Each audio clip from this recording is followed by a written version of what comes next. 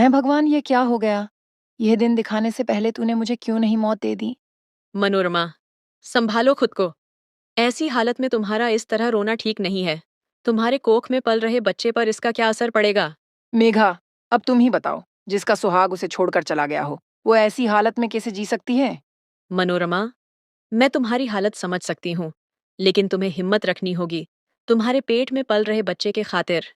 मनोरमा का पति रजनीश एक इलेक्ट्रिशियन था। हर दिन की तरह रजनीश किसी घर में वायर ठीक करने का काम कर रहा था, लेकिन अचानक बिजली का झटका लग जाने के कारण रजनीश वहीं दम तोड़ देता है। मनोरमा 8 महीने के गर्भवती होती है। अपने पति की मौत की खबर सुनकर मनोरमा पूरी तरह से टूट जाती है, लेकिन अपने कोख में पल रहे बच्चे की वजह से मनोरमा बड़ी मुश्किल से खुद को संभाल पाती है। जैसे तैसे कर मनोरमा का आखिरी महीना खत्म होता है और अब मनोरमा अस्पताल में एक साथ दो जुड़वा बेटियों को जन्म देती हैं। मुबारक हो, आपको जुड़वा बेटियां हुई हैं। अगर आज ये होते तो कितना खुश होते। ये तो शुरू से ही चाहते थे कि हमें एक बेटी हो, और भगवान ने मुझे 2-2 बेटियां दी, लेकिन इन्हें मुझसे दूर कर लिया। मनोरमा अपनी दोनों जुड़वा बेटियों को पालने के लिए अब लोगों के घरों में साफ सफाई और फैक्ट्री में मजदूरी का काम शुरू कर देती है। धीरे धीरे समय गुजरता है और मनोरमा के दोनों बेटियां 6 साल की हो जाती हैं। नहीं, नहीं, मुझे पालक नहीं खाना है। माँ, आप जानते हो ना कि मुझे पालक नहीं पसंद है। मुझे चाउमीन खाना है। श्रुति, बेटा ऐसे जिद नहीं करते। मैंने तुमसे कहा ना कि जब मेरी तनख्वाह मिलेगी तो मैं तुम्हें जरूर चाउमीन बनाकर खिलाऊंगी। हाँ श्रुति, आज माँ ने पालक की सब्जी बहुत अच्छी बनाई है, तुम्हें जरूर पसंद आएगी। खाकर तो देखो। नहीं नहीं, मैं पालक की सब्जी नहीं खाऊंगी। अगर आपने मेरे लिए चाउमीन नहीं बनाई तो मैं भूखे पेट ही सो जाऊंगी। मनोरमा की दोनों जुड़वा बेटियां भले ही दिखने में एक जैसी हों, लेकिन दोनों का स्वभाव एक दूसरे से बिल्कुल अलग था। जहां महक शांत, सीधी साधी और चीजों को समझने वाली लड़की थी, वहीं श्रुति बचपन से ही बहुत जिद्दी होती थी। श्रुति, महक, ये देखो, मैं तुम दोनों के लिए कितनी सुंदर सुंदर गुड़िया लेकर आई हूँ। ये वाली महक के लिए और ये वाली श्रुति के लिए। माँ, मेरी गुड़िया तो बहुत सुंदर है। माँ, आपने महक को इतनी सुंदर गुड़िया दी और मुझे इतनी गंदी गुड़िया। नहीं श्रुति बेटा, तुम दोनों की गुड़िया एक जैसी तो है। नहीं, हमारी गुड़िया एक जैसी नहीं है। उसकी गुड़िया देखो कितनी सुंदर है, और मेरी गुड़िया, मुझे महक वाली गुड़िया चाहिए। श्रुति बेटा, वो महक की गुड़िया है ना? नहीं नहीं, मुझे चाहिए तो ये वाली गुड़िया ही चाहिए, वरना यह भी नहीं चाहिए। कोई बात नहीं। श्रुति, तुम मेरी गुड़िया रख लो और मैं तुम्हारी गुड़िया रख लेती हूँ। मैं तुम्हें अपनी गुड़िया क्यों दूं? तुम्हारी वाली भी मेरी है और मेरी वाली भी मेरी है। श्रुति उन दोनों गुड़िया को अपने साथ ले जाती है, जिसे देख मनोरमा। महक, बेटा, मैं तुम्हारे लिए दूसरी गुड़िया ले आऊंगी। नहीं माँ, इसकी कोई जरूरत तो नहीं है। मैं जानती हूँ आपके पास पैसे नहीं है। ये गुड़िया भी आपने घर खर्च के पैसों से ली है। जब आपके पास पैसे होंगे तब आप मुझे दिला देना। महक बेटा, तुम इतनी सी उम्र में इतनी समझदार कैसे बन गई? काश श्रुति भी तुम जितनी समझदार होती। मनोरमा मेहनत मजदूरी करके अपने दोनों बेटियों को पाल पोस कर साथ ही अच्छी शिक्षा भी देती है। जहां महक को बचपन से ही पढ़ाई लिखाई का शौक था और वह बड़ी होकर एक डॉक्टर बनना चाहती थी, वहीं श्रुति को पढ़ाई लिखाई में जरा भी इंटरेस्ट नहीं होता। उसे बस मॉडल और एक्ट्रेस बनना था। ऐसे ही समय गुजरता है और ये दोनों जुड़वा बहनें बड़ी हो जाती हैं। ये देखो माँ, मैंने पूरे कॉलेज में टॉप किया है। अब मुझे आगे की पढ़ाई के लिए स्कॉलरशिप भी मिल चुकी है। बस शहर में रहने के लिए मुझे पैसों की जरूरत होगी। तू फिक्र मत कर महक बेटा, इतने सालों से मैंने पैसे जोड़े थे। अब वही पैसे तेरे शहर में रहने के लिए काम आएंगे। मनोरमा इतना बोल ही रही होती है कि तभी श्रुति वहां पर आ जाती है। श्रुति बेटा, कहाँ चली गई थी तू? सुबह सुबह तुझे पता है तेरी बहन ने पूरे कॉलेज में टॉप किया है। हाँ, तो इसमें कौन सी बड़ी बात है? हर साल हजारों बच्चे टॉप करते हैं। आप ये सब छोड़ो माँ। आप तो जानती हो कि मैंने कुछ समय पहले अपनी फोटोज एक बड़ी मॉडल कंपनी में भिजवाए थे। उन्हें मेरी फोटोज पसंद आ गई, इसलिए अब वह मुझे मॉडलिंग के लिए शहर बुला चाहते हैं। मुझे तकरीबन 1 लाख रुपए की जरूरत होगी। क्या 1 लाख रुपए? लेकिन बेटा, इतने पैसे कहाँ से आएंगे? कहाँ से आएंगे? इसका क्या मतलब है? आप दोगी। इतने सालों से जो आपने पैसे जोड़ रखे हैं, उनका क्या अचार डालना है आपको? वह पैसे मैंने महक की पढ़ाई के लिए जो रखे हैं, ताकि वह डॉक्टर बन सके, ना कि तेरी तरह इस मॉडलिंग के लिए माँ बस भी करिए। तो चुप कर। महक बचपन से देखती आई हूँ। इसने हमेशा तुझसे हर एक चीज छीनी है, लेकिन आज बात तेरी भविष्य की है। मैं इसकी मॉडलिंग के चक्कर में तेरा भविष्य खराब नहीं कर सकती। मैं तो जानती ही थी कि आप मुझसे प्यार ही नहीं करते हो। शुरू से ही आपको अपनी संस्कारी बेटी ही प्यारी है, ना कि मैं। मैं जा रही हूँ। इतना कह के श्रुति गुस्से में घर से बाहर चली जाती है। माँ, आप वह पैसे श्रुति को ही दे दीजिए। महक, बेटा, ये तू क्या कह रही है? तू तो जानती है ना। हाँ माँ, मैं जानती हूँ वो पैसे मेरे लिए बहुत इम्पोर्टेंट है, लेकिन मैं अपने लिए श्रुति के सपनों की कुर्बानी नहीं दे सकती। जैसे मेरा सपना बचपन से डॉक्टर बनने का था, वैसे ही उसका सपना बचपन से मॉडलिंग करने का था। माँ, अगर एक बार श्रुति मॉडल बन गई, तो फिर मैं कुछ समय बाद भी अपनी पढ़ाई कर सकती हूँ। लेकिन अगर मैं डॉक्टर बन गई और वो मॉडलिंग के लिए शहर नहीं जा पाई, तो वह आगे जाकर कभी भी मॉडलिंग नहीं कर सकती। माँ, प्लीज मान जाओ ना। महक के बार बार समझाने पर मनोरमा मान जाती है और वह सारे पैसे उठाकर श्रुति को दे देती है। श्रुति, तुम शहर तो जा रही हो, लेकिन वहां अपना ख्याल रखना और हर किसी पर भरोसा मत करना। मैं कोई छोटी बच्ची नहीं हूँ जो तुम मुझे इस तरह समझ रही हो। मैं अपना ख्याल खुद रख सकती हूँ। श्रुति बेटा, बच्चा कितना ही बड़ा क्यों ना हो जाए, माँ के लिए तो वह बच्चा ही रहता है। अपना ख्याल रखना, और हाँ, हमें कॉल करते रहना। श्रुति ट्रेन पकड़कर सीधा मॉडलिंग के लिए मुंबई जैसे बड़े शहर आ जाती है। श्रुति दिखने में काफी ज्यादा सुंदर होती है और उसकी पर्सनैलिटी भी काफी अट्रैक्टिव होती है। इसलिए कुछ ऑडिशन देकर श्रुति मॉडलिंग के लिए सिलेक्ट हो जाती है। शुरुआत के दिनों में श्रुति हफ्ते में 2 से 3 बार अपनी जुड़वा बहन महक और मां को कॉल किया करती थी। लेकिन जैसे जैसे श्रुति अब ऊंचे मुकाम में पहुंचने लगी, ट्रेन पकड़कर सीधा मॉडलिंग के लिए मुंबई जैसे बड़े शहर आ जाती है। श्रुति दिखने में काफी ज्यादा सुंदर होती है और उसकी पर्सनैलिटी भी काफी अट्रैक्टिव होती है। इसलिए कुछ ऑडिशन देकर श्रुति मॉडलिंग के लिए सिलेक्ट हो जाती है। शुरुआत के दिनों में श्रुति हफ्ते में 2 से 3 बार अपनी जुड़वा बहन महक और मां को कॉल किया करती थी। लेकिन जैसे जैसे श्रुति अब ऊंचे मुकाम में पहुंचने लगी, तो वह अपनी मां और जुड़वा बहन को धीरे धीरे भूलने लगती है। महक, बेटा, 1 हफ्ता होने को आ गया है और श्रुति से बात ही नहीं हो पाई। जरा कॉल तो करके देखो। महक श्रुति को कॉल करती है। 5 से 6 बार कॉल करने पर श्रुति महक का कॉल उठाती है। श्रुति, तू कहाँ थी? कितनी बिजी है तू? मैं तुझे कब से कॉल कर रही हूँ। मेरे पास इतना फालतू टाइम नहीं है कि मैं तुमसे ही कॉल पर बात करती रहूं। हर थोड़ी देर में मुझे किसी न किसी जगह पर शूट के लिए जाना होता है, समझी तुम? अब रखो, मेरा टाइम वेस्ट मत करो। इतना कहकर श्रुति कॉल कट कर देती है। श्रुति का ऐसा बर्ताव देख मनोरमा और महक को काफी दुख पहुंचता है। श्रुति की इन्हीं सब हरकतों की वजह से अब धीरे धीरे मनोरमा की तबीयत खराब रहने लगती है। माँ, खाना खा लो, फिर तुम्हें दवाई भी तो खानी है। मेरी बच्ची, तू क्यों मेरी इतनी फिक्र कर रही है? आज नहीं तो कल मुझे भगवान के पास जाना ही है। ऐसा नहीं होगा, आप मुझे छोड़कर नहीं जा सकती। आपके अलावा मेरा इस दुनिया में है ही कौन? अपनी मां के बीमार पड़ जाने के चक्कर में मां कब आसपास की जगह पर नौकरी ढूंढना शुरू कर देती है और एक छोटी सी कंपनी में काम करके अपना और अपनी मां का गुजारा चलाती है।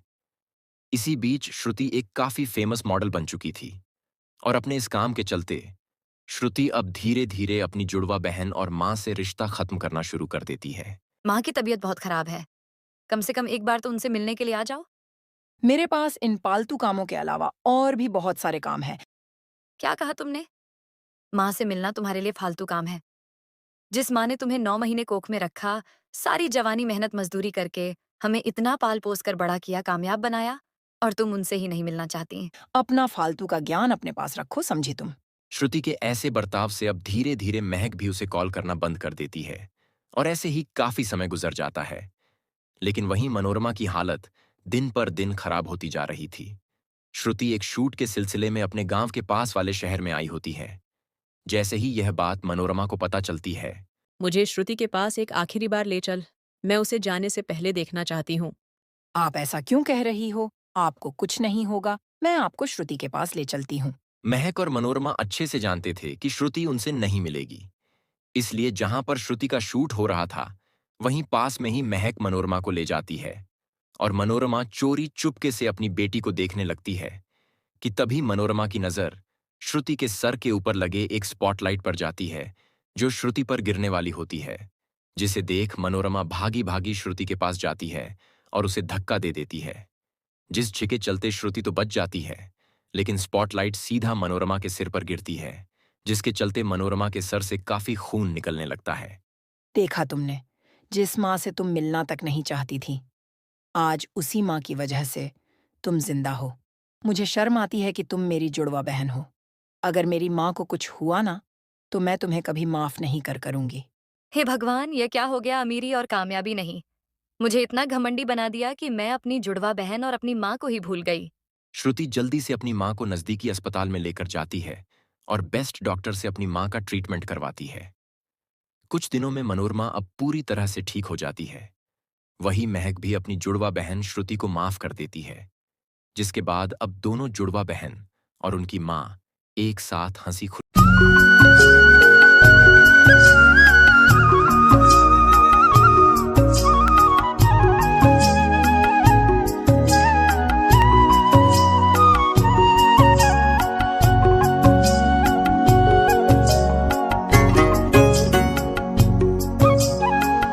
अरे बेटा मंगल, अरे कहाँ हो मंगल? हाँ पिताजी, मैं यहीं पर हूँ, बोलिए क्या काम है? बेटा मेरा समय आ गया है, इसलिए मैं तुमसे कुछ कहना चाहता हूँ। अरे पिताजी ऐसा मत कहिए, मैं आपके लिए दवाई लेकर आता हूँ। अरे नहीं बेटा, अब मेरे जाने का समय आ गया है, इसलिए जो भी मैं कहता हूँ उसे ध्यान से सुनो। हाँ पिताजी बताइए, क्या कहना चाहते हैं आप? बेटा जो अपने खेत में जो हुआ है, अपने खेत में कुआं। और बस इतना कहते ही मंगल के पिताजी की जान निकल जाती है। और सुबह जब रामू खेत में जाता है तो पूरे दिन भर उसके पिताजी के बारे में सोचता रहता है, जो कि वह कहना चाह रहे थे। आखिर पिताजी क्या कहना चाह रहे थे? उस खेत में जो कुआं है उसके बारे में जरा नजदीक जाकर देखता हूँ, क्या पता पिताजी की अधूरी बात के बारे में कुछ पता चल जाए। और बस इतना सोचकर ही मंगल अपने खेत में मौजूद कुएं के पास चला जाता है और वहां जाकर देखता है तो उसे कुएं के अंदर एक गुफा नजर आती है। अरे ये क्या, इस कुएं के अंदर तो गुफा है, चलो अंदर जाकर देखता हूँ। अरे ये क्या, ये तो पूरा खजाने से भरा हुआ है।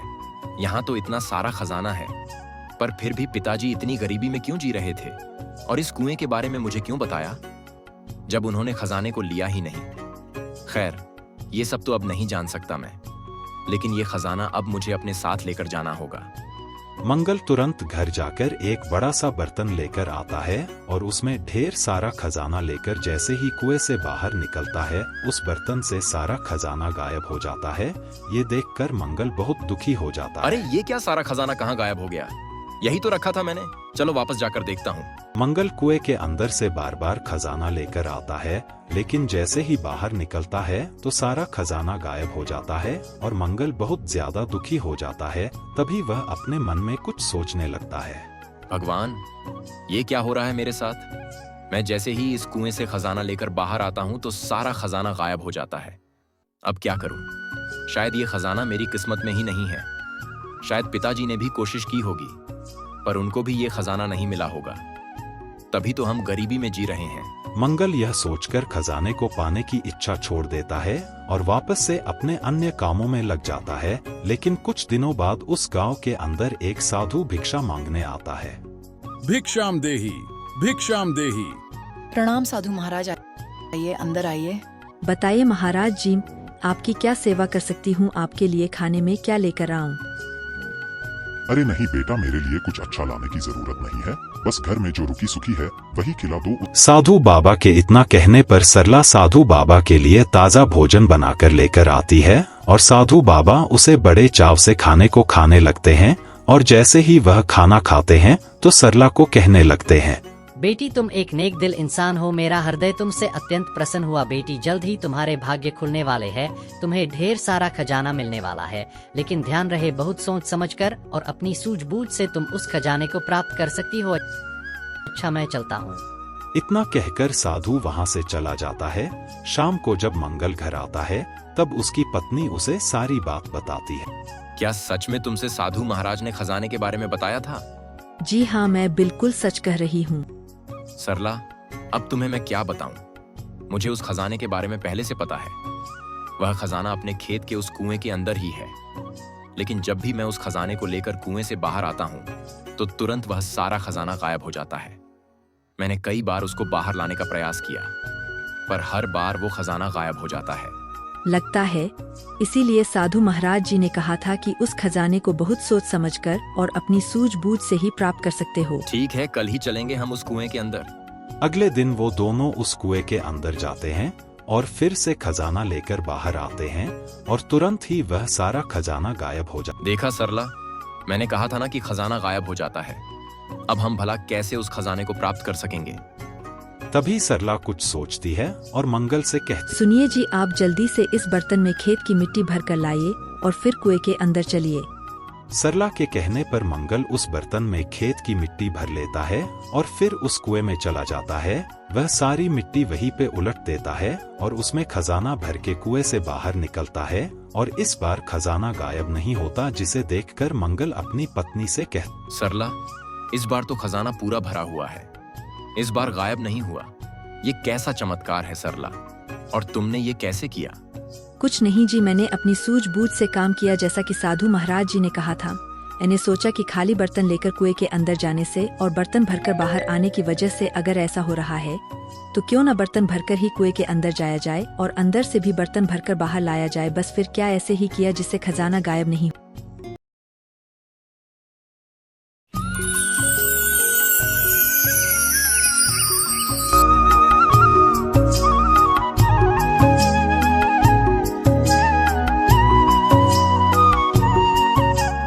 यह कहानी दो किसानों मुरली और मनोहर की है, जो एक छोटे से गांव में रहते थे।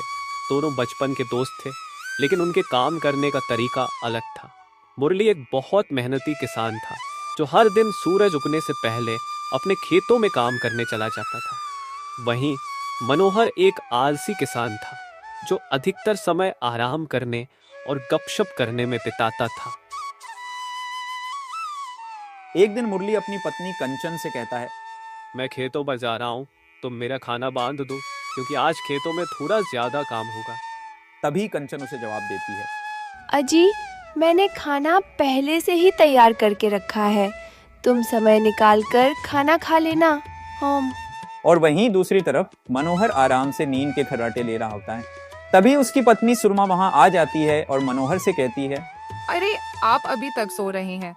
आपको पता है मुरली भैया कब खेतों में पहुंच चुके हैं, लेकिन आप हैं कि अभी तक सो रहे हैं। आपके इसी आलस की वजह से हमारी फसल सबसे बाद में आती है। अरे भाग्यवान, इतना गुस्सा क्यों कर रही हो? मैं जा रहा हूँ ना खेतों पर, तुम जल्दी से खाना बना दो, तब तक मैं नहा धोकर आ जाता हूँ। तभी सुरमा खाना बनाने लग जाती है।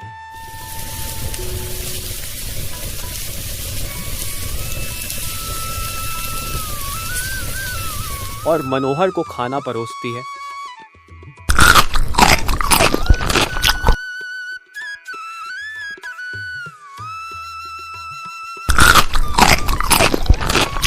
तभी मनोहर सुरमा से कहता है, रोज खाने में यही दाल चावल ही मिलेंगे क्या? इन्हें खा खा कर मैं परेशान हो चुका हूँ। आप घर में कभी कुछ लेकर आए हैं क्या? कमाते तो है नहीं, पूरे दिन भर यही सोते रहते हैं, ना कुछ पैसे लाते हैं, तो मैं कैसे बनाऊं अलग अलग खाना? और इसी तरह सुरमा मनोहर को बहुत सुनाती है। और वहीं दूसरी ओर मुरली खेतों की ओर रवाना हो जाता है।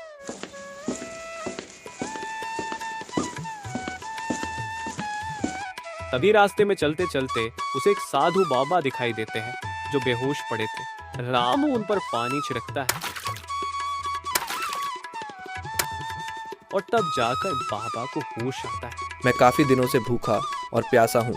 आसपास मैंने बहुत भोजन ढूंढा, पर मैं असफल रहा, इसीलिए यहाँ तक आते आते मैं मूर्छित हो गया। बाबा, मेरे पास भोजन है, आप उसे खा लीजिए। मैं तो भूखे पेट भी काम कर लूंगा। आपको मुझसे ज्यादा भोजन की जरूरत है।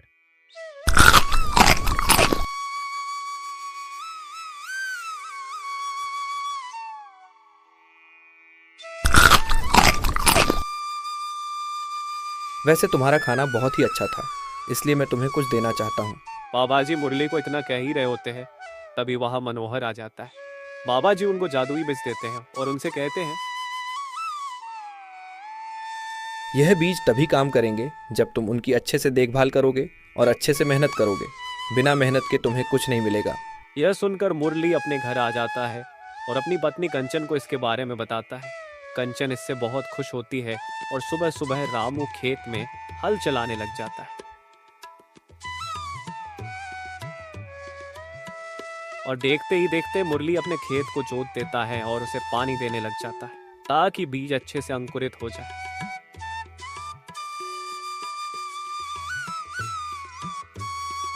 वहीं दूसरी ओर मनोहर भी अपने खेत को जोतकर उसे पानी देने लग जाता है और वह सोचता है, ये बीज तो जादुई है, इनमें इतनी मेहनत करने की जरूरत नहीं है, इसीलिए मैं इस पेड़ के नीचे आराम कर लेता हूँ।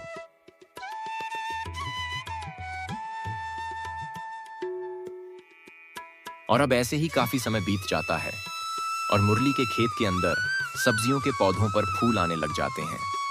मुरली यह देखकर बहुत खुश होता है। और वहीं दूसरी ओर मनोहर के खेत के अंदर कुछ पौधे ही उगे थे जो कि बहुत ही छोटे थे। एक दिन मुरली अपनी पत्नी कंचन के साथ आता है और सब्जियां तोड़ने लग जाता है।